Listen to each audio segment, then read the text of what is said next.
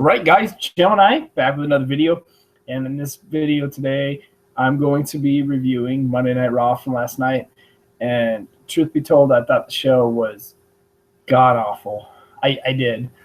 I thought Raw was really bad. I don't know who came up with the decision to put Strowman and Big Show in the main event, but it was really, really tough to watch. I got towards the last hour of Raw, and I was just done with the whole thing. So anyway, show starts. It's in Anaheim, California, Arrowhead Pond, or the Toyota Center. Stephanie McMahon, sexy ass Stephanie, walks down. Hair tied up in the back, black suit. Steph's looking good. You know, Dean Ambrose comes out.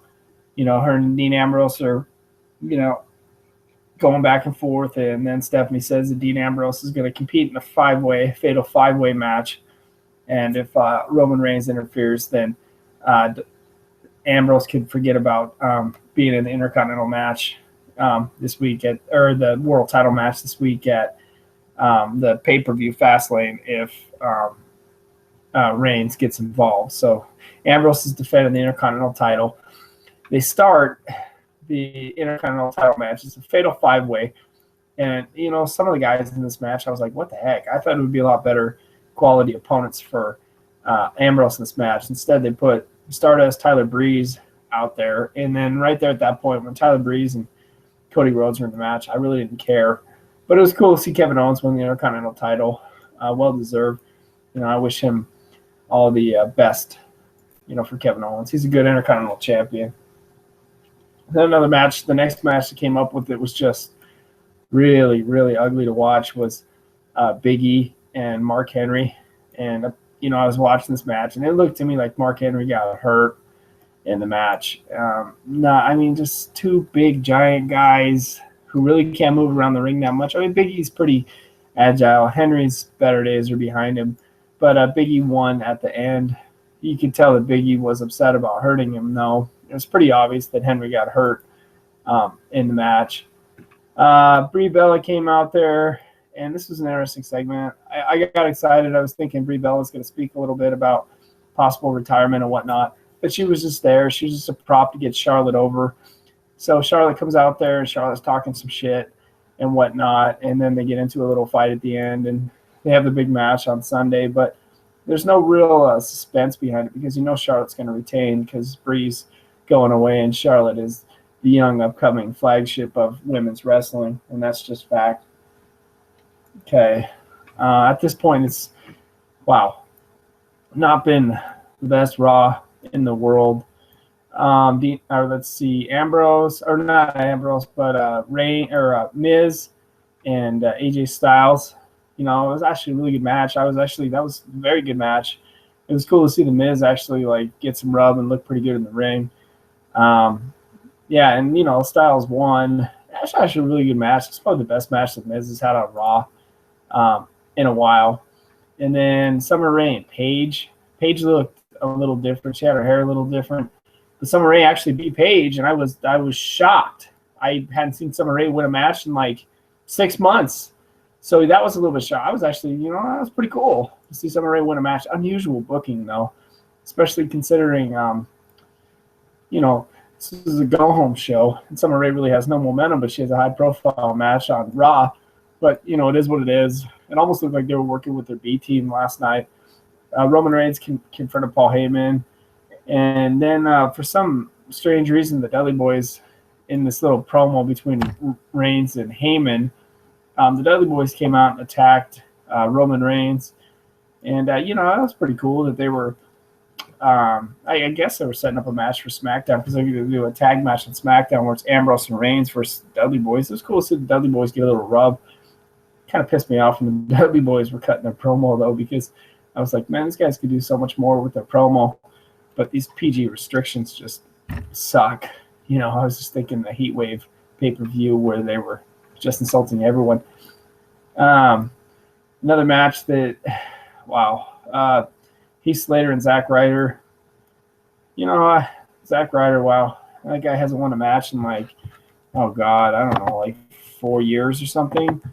It was kind of rough to watch a little bit.